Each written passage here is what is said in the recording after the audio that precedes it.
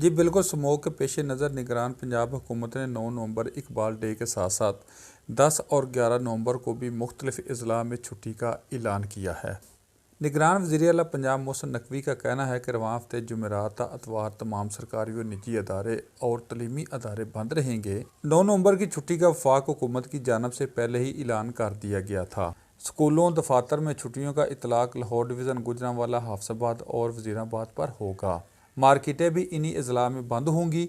माहौलियाती emergency नाफज कर रहे हैं। रेस्टोरेंट, सिनेमागार जुमा अफ्तातवार को बंद होंगे और ऐसे तमाम कारोबारी मराकज़ भी बंद रहेंगे जो माहौलियाती स्मोक का सबब बनते हैं।